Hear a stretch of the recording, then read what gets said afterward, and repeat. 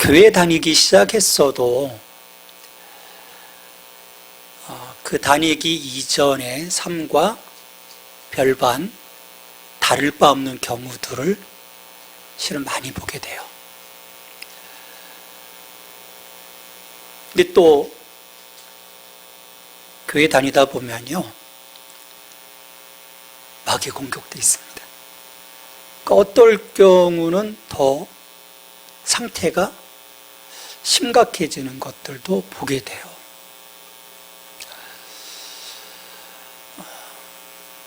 실은 변화되지 않는 것은 그 변화를 가로막고 있는 문제가 있기 때문이죠. 옛사람으로서의 어떤 그 견고한 진, 우리 안에 깊이 뿌리 내리고 있는 그 견고한 진, 그것이 우리의 그 성화로서의 어떤 그 진행을 가로막고 있는 거예요. 그러니까 옛사람의 영역이 여전히 내 삶의 주류로 자리하고 있는 거죠. 이 주류가 좀 바뀌어야 되는데 바뀌지 못한 거예요. 이걸 무너뜨려서 뿌리 뽑지 못하면 예수님께서 십자가 부활로 이루신 축복과 승리를 실질적으로 경험할 수 없는 거죠. 이런 부분들을 우리가 경험하면서 영적인 세계를 보게 되고, 내가 사는 이 세상과는 하나님 우리에게 보여주시는 하나님 나라는 다른 것이구나 깨닫게 되면서 이제 가치가 변화되는 거죠. 이전에 여기에 이걸 더 내가 소중하게 여겼던 것을 사도 바울이 말한 것처럼 배설물처럼 여길 수 있고, 하나님이 보여주신 것에 대해서 새롭게 가치 부여를 하면서 이제 그쪽을 향한 내 삶을 좀 맞춰가는, 그러면서 서서히 어떤 이제 변화가 일어나는 거죠. 이걸 가로막고 있는 거예요. 그럼 이걸 어떻게 무너뜨릴 수 있을까? 우리 주일 예배를 잘 지킨다고 해서, 주일 성수를 한다고 해서 될 수 있을까요? 아니면 율법을 잘 지킨다, 행한다고 해서 가능할까요?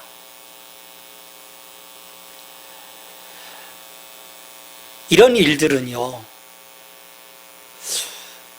교회 안에서 수없이 수많은 크리스찬들이 행해왔던 일들이에요. 근데 그 일로 그치는 거죠. 그냥 액션으로서 그쳐버리는 거예요.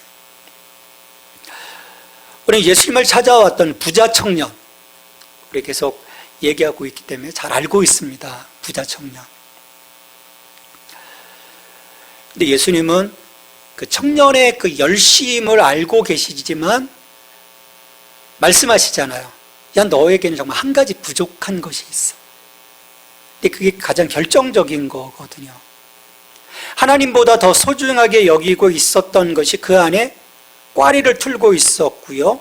그래서 예수님이 너 그걸 버려야 되라고 했을 때 어떻게 합니까? 근심하며 그냥 떠나간 게 아니에요. 근심하며 떠나갔다라고 말씀을 합니다.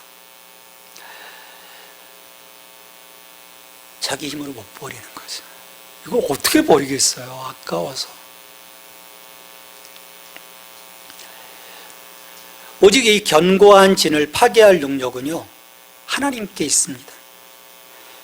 그러니까 우리 앞에 펼쳐지는 이 싸움은 우리의 힘과 우리의 어떤 능력과 지혜와 우리들이 갖고 있는 리소스들을 통해서 싸우는 그런 전쟁이 아니에요. 성경은 분명하게 밝히고 있죠. 너의 무기는 하나님의 능력이다.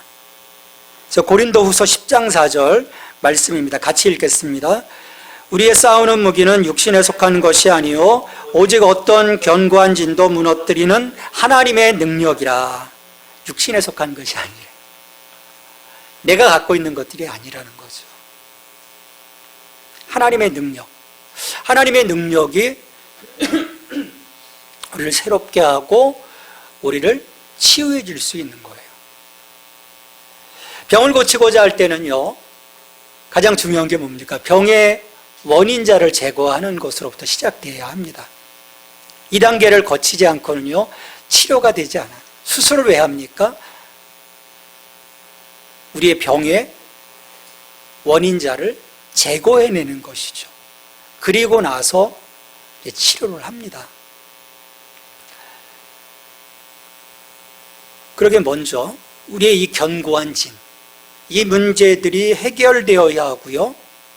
그리고 그 하나님의 그 능력의 손길이 우리를 만져주심으로 회복이 시작되었을 때, 그래서 전인적으로 온전히 어떤 건강함이 회복되게 되면 성령께서 온전히 거하실 수 있는 성전으로서, 그리고 거룩한 성도로서 하나님 앞에 설 수 있도록 도와주시는 거예요.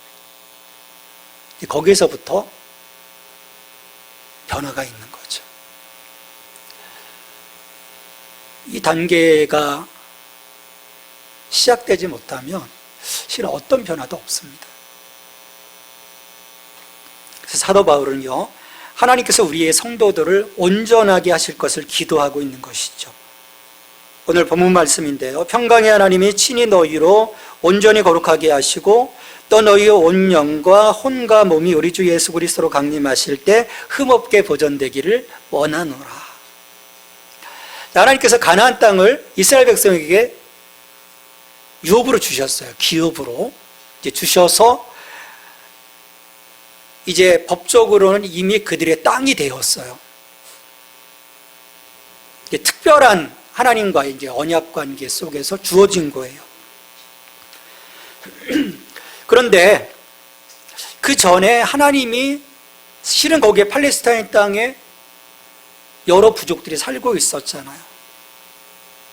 근데 하나님께서 그들을 거기에서부터 토하여 내도록 하는 어떤 그 과정, 땅이 토하여 냈다라고 하는 과정을 말씀하시는데, 레위기에서 그들의 삶에 하나님 앞에서의 어떤 그 범죄함으로 인해서 그 땅이 그들을 토했다라고 얘기를 해요. 그렇게 말씀하시면서 야, 너희들도 마찬가지야. 내가 저들을 물리치고 이 땅을, 가나안 땅을 너에게 적과 꿀이 흐르는 땅을 주었지만 그곳에서 하나님과의 언약 관계 안에 온전히 서 있을 때 그곳에 너희들이 살아갈 수 있는 권리가 주어져. 근데 그렇지 못하게 되면 가나안의 7개 부족이 그 땅에서 토해냄을 당했던 것처럼 너희들도 그 땅에서 드러내시겠다 말씀을 하시는 거예요. 레위기 18장 27절 28절에서 말씀을 하고 있습니다. 너희가 전에 있던 그 땅 주민이 이 모든 가증한 일을 행하였고 그 땅도 더러워졌느니라. 너희도 더럽히면 그 땅이 너희가 있기 전 주민을 토함같이 너희를 토할까 하노라. 그래서 이스라엘 백성들은 이곳에서 실은 영적 전쟁을 치르죠. 사람과의 싸움이 아니었던 거예요. 그 땅에 자리 잡고 있었던 우상들과 거룩하지 못한 그 문화들과, 하나님은 그 속에 그들이 동화되는 것을 막고자 하시는 거였죠. 근데 거기에 동화돼 버리거든요. 물론 그래서 토해냅니다. 그 땅이 토해내죠.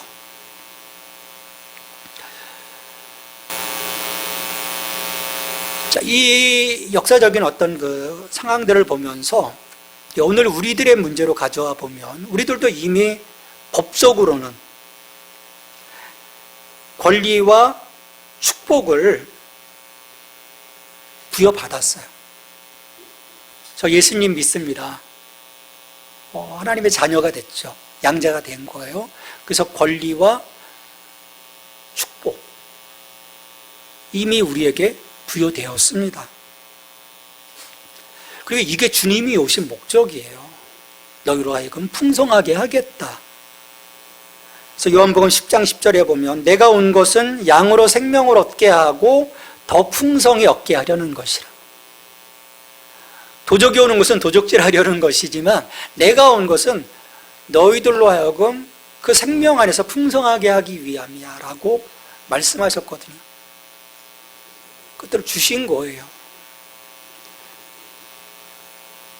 그럼 마땅히 내게 주어진 것 우리가 누릴 수 있어야죠. 그걸 누릴 수 있어야 돼요. 하나님 축복이 있네. 그런데 이런 그 영적인 권리와 축복을 누리는 것은 하나님의 자녀로서 온전히 서 있을 때, 그러니까 하나님과의 샬롬 관계 있을 때, 가장 원만한 관계 안에 있을 때 그것들을 누릴 수 있다고 말씀하시는 거죠. 근데 여전히 불법적으로 역사하고 있는 어둠의 세력이 구축한 견고한 진이 우리 안에 자리하고 있다면, 예수님의 권세와 보혈의 능력으로 그것들을 뿌리 뽑아야 하는 것입니다. 뿌리 뽑아내야 하는 거예요. 그래서 하나님의 치유가 필요합니다. 올 한해 주제가 그래서 치유인 거예요. 우리 새로워지자, 달라지자, 성장하자, 성숙하자. 주님의 은혜 안에서 치유받고 치유하는 과정이 성화의 과정입니다. 그냥 내가 뭔가 거룩한 행동들을 그냥 답습한다고 해서 회복되는 것이 아니라는 거예요.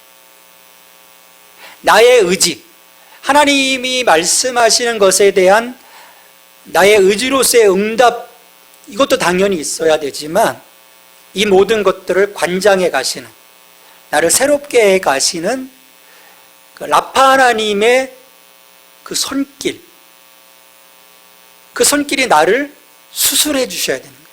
계속해서 성령을 통해서.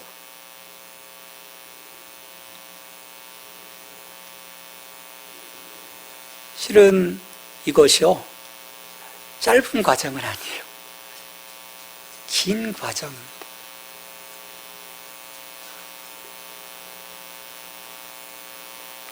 어느 날 뽑아낸 것 같은데 보면 툭 튀어나와요. 그런 거예요.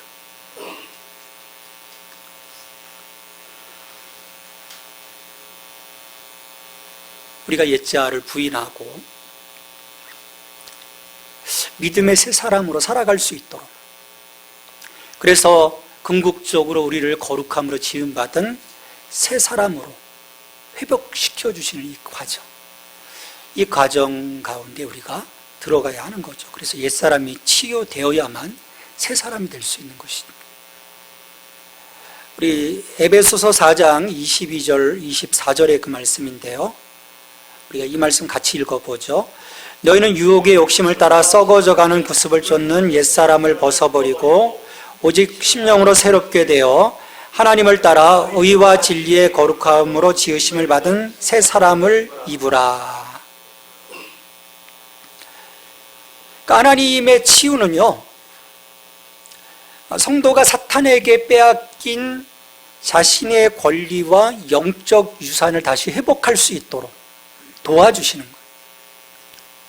그래서 삶에서 이 복음의 약속과 축복을 경험할 수 있도록,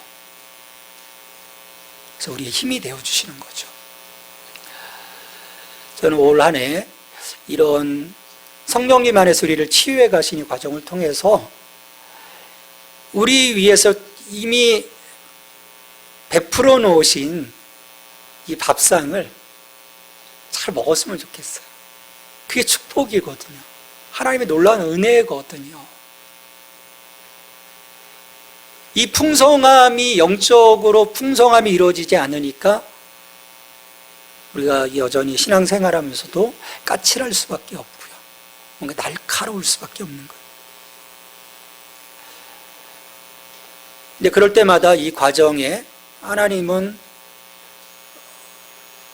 우리 안에서 좀 나를 부인해야 하는 것들을 요청하시는 거예요. 이럴 때 부자 청년처럼 근심하며 돌아가는 것이 아니라 우리가 전심으로 응답할 수 있어야 되는 것이죠.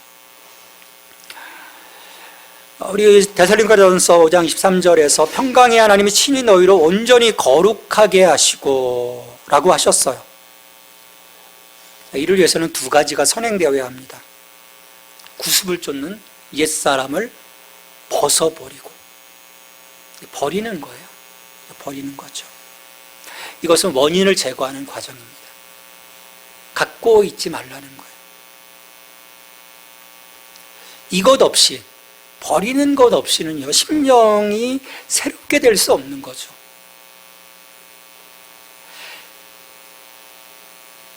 계속 내가 버리지 못하고 갖고 있는 한 우리의 심령은요, 상할 수밖에 없고요.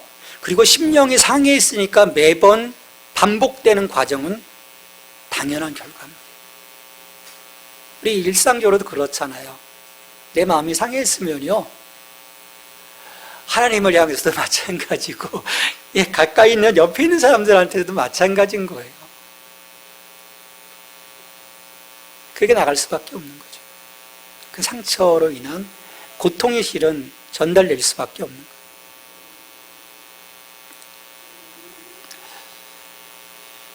여러분, 이 죄로 인한 상한 감정들은요, 여러분, 우리가 죄를 지으면 실은 마음이 불편하잖아요. 우리의 그 감정이 이미 상한 거거든요. 근데 지금 것이 아니라 과거의 경험들, 이 죄로 인한 어떤 상처받은 그 마음들은 과거의 경험임에도 불구하고 우리의 현재와 미래, 거기에 사실은 영향을 미쳐요.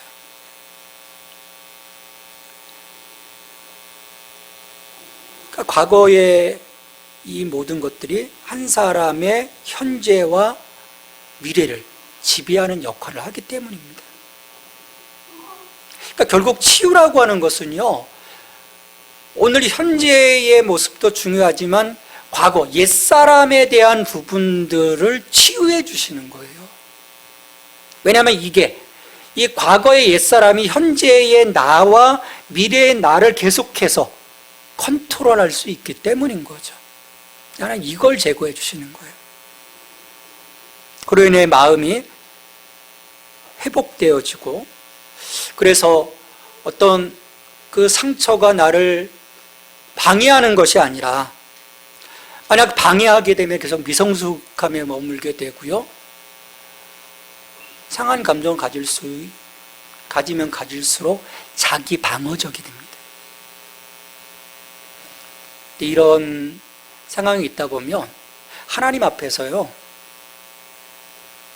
회개가 나오지 않아요. 뭐가 나오냐면요, 변명입니다. 그냥 다윗처럼 제가 잘못했습니다 해야 되는데, 사울처럼 이변명 저변명. 사울 안에는 상처가 굉장히 많은 사람이거든요. 하나님이 뭔가 지적하시면 맞습니다, 하나님 제가 잘못했습니다 절대 얘기하지 않아요. 변명과 변명과 변명과 변명, 계속 변명해 가잖아요. 이래서는 결코 앞으로 나갈 수 없습니다. 나가지 못하는 거죠.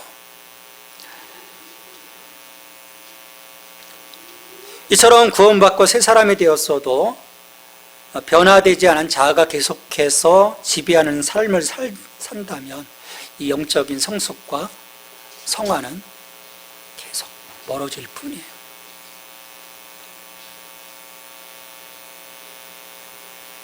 결국 내 삶에 어떤 변화도, 또 내 성품에 어떤 변화도 일어나지 않아요. 늘 같은 거죠. 그래서 로마서 12장 2절에서는 권고를 합니다. 너희는 이 세대를 본받지 말고 오직 마음을 새롭게 함으로 변화를 받아 하나님의 선하시고 기뻐하시고 온전하신 뜻이 무엇인지 분별하도록 하라. 그러니까 에베소서 4장 23절에서도 보면 오직 심령으로 새롭게 되어라고 얘기를 했고요. 또 여기서도 마음을 새롭게 하여 변화를 받아. 계속 우리의 그 내적인 변화에 대한 부분들을 끊임없이 얘기하고 있는 거예요, 성경은. 외적인 변화가 아니에요. 외적인 변화는 바리새인처럼 잘할 수 있어요. 눈치채지 못하게. 와, 저 사람의 삶은 굉장하다라고 볼 수 있어요. 근데 하나님은 이걸 보시는 게 아니잖아요. 내면을 보시는 거잖아요. 그러니까 성경은 끊임없이 외면에 대한 변화가 아니라 우리 마음, 우리의 심령을 어떻게 변화해 갈 것인지를 얘기하는 거예요. 그래서 우리는 우리의 이 성숙과 변화와 우리의 성화를 위해서 우리의 죄로 인해 상한 감정들을 회복시켜 주시고, 그리고 그 상처로 인해서 깨어지고 분리된 마음을 하나의 온전한 마음으로 회복시켜 주시기를 위해서 기도해야 합니다. 이게 하나님이 해주시는 거예요. 왜냐하면 그런 치유되지 않는 죄로 인한 상한 그 감정들, 우리의 삶은 계속 부정적으로 드러날 수밖에 없고요. 우리가 아무리 열심히 신앙생활을 한다고 해도 외로운 거예요. 나 혼자 싸움이니까. 왜? 성령께서 나를 도와주셔야 되는데 그런 나의 새롭게 되지 못한 심령이 성령님을 수용하지 못하는 거예요. 그래서 밀어내는 거죠. 우리 마음의 자손은요, 하나님의 자손입니다. 하나님이 거하시는 거예요. 그래서 다윗은요, 수시로 하나님께 자신의 상한 마음을 고백해요. 우리 시편에 보면요, 다윗이 그런 마음들, 어떤 뭐 하나님 막 높여드리는 게 아니에요. 자기의 그 마음의 상함을요, 끊임없이 고백해요. 그래서 여러분, 하나님 앞에서요, 좀 솔직해지셔야 돼요. 거룩하신 하나님. 그게 아니라 내 마음에 갖고 있는 조각난 그 마음들, 그런 마음들을, 불편함을 하나님께 다 토로해야 되는 것이죠. 그래서 그 조각났던 마음들이 그 하나님의 치유하심을 통해서 온전한 하나, 온전하게 거룩함으로 새 사람을 입은 나로서의 회복이 일어날 수 있도록. 다윗은 그걸 우리에게 모범으로 보여주었어요. 그래서 우리의 기도가 사실은 달라져야 합니다. 더 많이 달라져야 돼요. 그러니까 하나님 앞에서의 어떤 솔직한 마음. 그래서 86편, 시편 86편 1절에 11절에서 여호와여 주의 도를 내게 가르치소서, 내가 주의 진리에 행하오리니 일심으로 주의 이름을 경외하게 하소서. 전심으로, 하나된 마음으로. 자, 이렇게 말씀 이제 제가 드렸는데, 자, 이것들 다시 한번 좀 정리를 해보면요, 우리의 치유의 과정에서는요, 꼭 필요한 세 가지 요소가 있어요. 바로 말씀과 회개와 용서입니다. 첫 번째가 말씀이에요. 진리의 말씀은요, 사탄이 만들어 놓은 거짓이라는 굴레에서 벗어나 참 자유를 경험하게 해줍니다. 소위 가스라이팅이라고 하잖아요. 사탄이요, 수없는 가스라이팅. 그래서 만들어 놓은 거예요, 막 이렇게. 그 사람들이 어떤 그 사고가 조작당하기 참 쉽습니다. 우리 유튜브를 통해서 사람들이 얼마나 갖고 있는 생각들이 편협하게 조작되는 거. 이번에 보면 그 누구죠? 우리 야당 당수를 찌른 사람도 그 유튜브라는 세계 속에서 그의 신념이 굳어진 거거든요. 저 사람 대통령 되면 안 돼. 우리나라가 망할 거야. 그 신념을 가지고 찌른 거예요. 조작당하는 거죠. 가스라이팅인 거죠. 말씀은요, 이렇게 거짓된 굴레에서 우리를 자유하게 하는 거예요. 우리 요한복음 8장 32절에서 진리를 알지니 진리가 너희를 자유케 하리라. 그러니까 우리가 말씀 앞에 서면요, 이제껏 마귀의 거짓말에 속아왔던 내 생각을 버릴 수 있게 되고요, 하나님의 관점으로 다시 세상을 바라볼 수 있는 거예요. 그리고 진리의 말씀 앞에 섰을 때 비로소 나의 모습 앞에 설 수 있는 게 직면이라는 거죠. 말씀이 나를 보게 하는 거예요. 내가 어떤 존재인지. 너는 아무것도 못하는 존재가 아니다. 너는 나의 자녀라고 말씀하시는 그 하나님의 말씀 앞에 딱 섰을 때 우리의 그 영적 자존감이, 낮아졌던 영적 자존감이요, 확 올라갈 수 있는 거예요.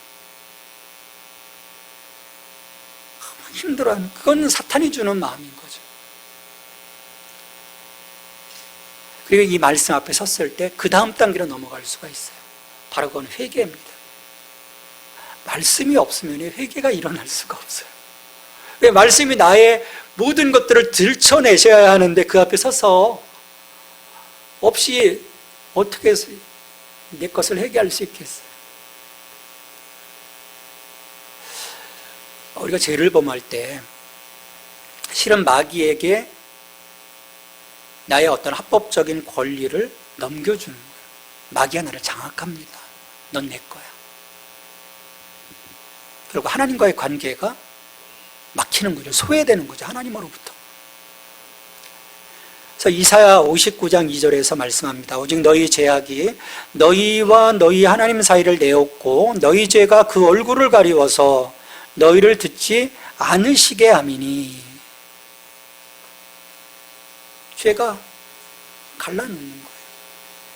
그런데 회개는요, 이 마귀에게 주었던 법적 권리를 취소하는 거예요. 그리고 차단하는 것입니다. 그리고 죄로 인해서 불화해진 하나님과의 관계가 회복되는 거예요. 죄를 잡아갈 때 하나님 우리를 긍휼히 여겨주신다고 말씀하셨거든요. 우리 잠언 28장 13절 말씀 같이 읽겠습니다. 자기의 죄를 숨기는 자는 형통치 못하나 죄를 자복하고 버리는 자는 불쌍히 여김을 받으리라. 죄를 자복하고 버리는 자, 자복하는 것뿐만 아니라 버리는 자인 거예요. 불쌍히 여김을 받으리라. 그리고 셋째가 용서예요. 용서해야 한다는 것은 다 압니다. 근데 용서가 쉽지 않아요. 정말 쉽지 않아요. 근데 쉽지 않게 여기는 데는 그 이유가 있는 거예요. 용서하는 것이 미워하는 대상을 위하는 것으로 생각을 하는 거예요. 그래서 더더욱 용서를 하지 못하는 경우들을 보게 돼요. 왜 죄를 위해서 내가 왜 이 죄를 용서해? 저 나쁜 것을. 근데요, 용서는요, 그 상대를 위한 것이 아닙니다. 상대를 위한 것이 아니에요. 바로 나를 위한 거예요. 이 관점이 바뀌어야 돼요. 죄를 위한 게 아닙니다. 나를 위한 거예요. 용서하지 않음으로 나를 피해준 대상이 아닌 내가 고통을 겪는 거예요. 그 용서하지 못함으로 인해서 저 사람이 고통을 겪는 것이 아니라 실은 내가 고통을 겪는 거예요. 어둠에 갇히게 되고요. 하나님과의 관계가 소원해지는 것이죠. 그래서 예수님이 산상수훈에서 용서에 대해서 중요한 말씀을 하시잖아요. 이 말씀도 좀 같이 읽겠습니다. 너희가 사람의 과실을 용서하면 너희 천부께서도 너희 과실을 용서하시려니와 너희가 사람의 과실을 용서하지 아니하면 너희 아버지께서도 너희 과실을 용서하지 아니하시리라. 그러기에 사도 바울은 이런 극단적인 마음, 용서하지 못하는 그런 마음조차도, 그래서 저에게 뭔가 어떻게 해코지 하려고 하는 그런 마음조차도 하나님께 다 맡기라고 말씀하시는 것입니다. 로마서 12장 19절에서 내 사랑하는 자들아 너희가 친히 원수를 갚지 말고 하나님의 진노하심에 맡기라. 기록되었을 때 원수 갚는 것이 내게 있으니 내가 갚으리라고 주께서 말씀하시니라. 여러분, 용서는요, 감정의 문제가 아닙니다. 의지의 문제. 의지의 문제.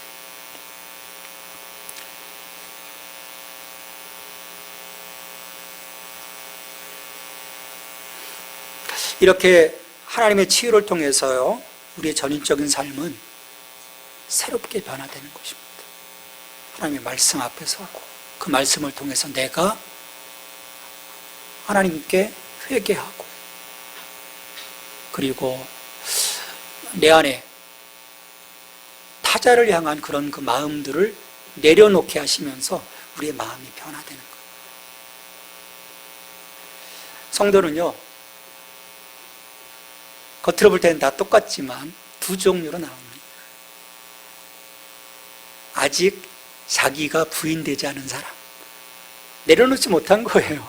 그러면서도 이제 예배 열심히 참석하고 봉사하고 다 하죠. 또 하나는 성령의 뜻에 순종하는 영의 사람. 앞에는 실은 육의 사람이고요, 여전히. 뒤는 변화받은 사람은 영의 사람인 거예요. 그럴 때 우리가 성령을 쫓아 행할 수 있습니다. 그럴 때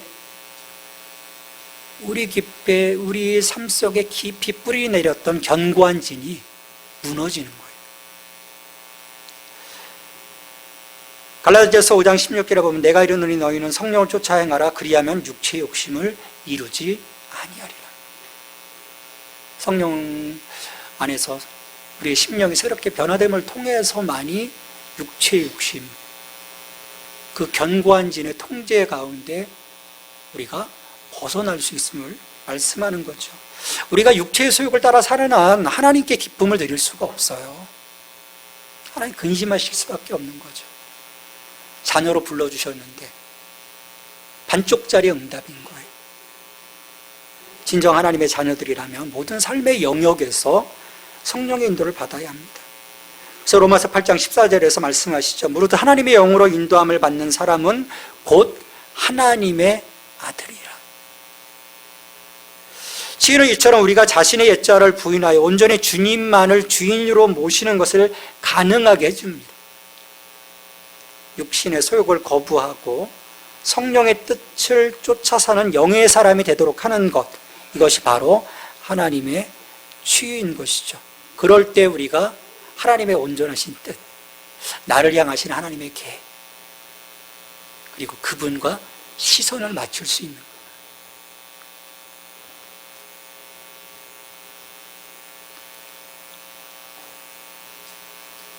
우리의 이 마음, 성령 안에서 치유받고 새롭게 되지 않으면요, 아무리 말씀을 많이 배우고 기도하고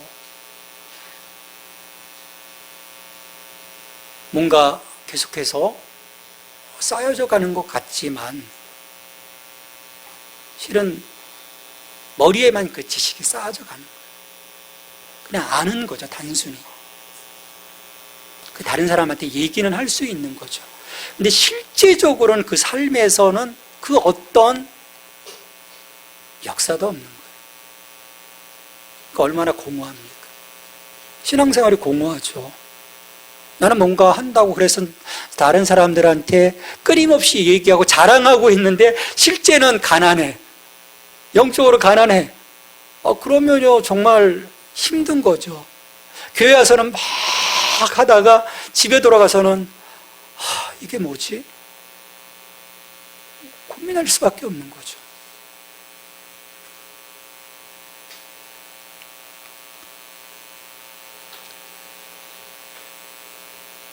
우리의 회복, 하나님의 자녀다움을 회복하는 것,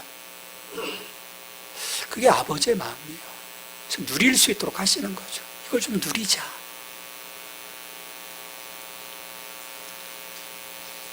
또 너희의 온 영과 혼과 몸이 우리 주 예수 그리스도 강림하실 때 흠없게 보존되기를 원하노라.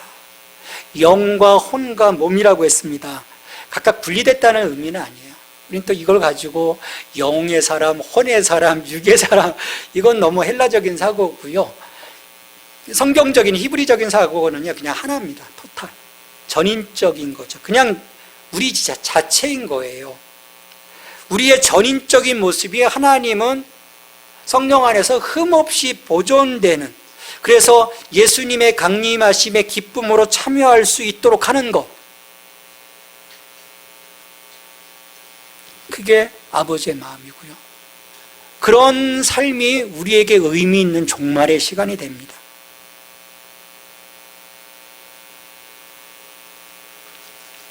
그리고 이처럼 우리를 치유하시고 회복하시고 거룩한 성도로 세워주신 이유가 거기에 있는 거예요. 종말에 그분이 오실 때 그 자리에 설 수 있도록 하시는 것.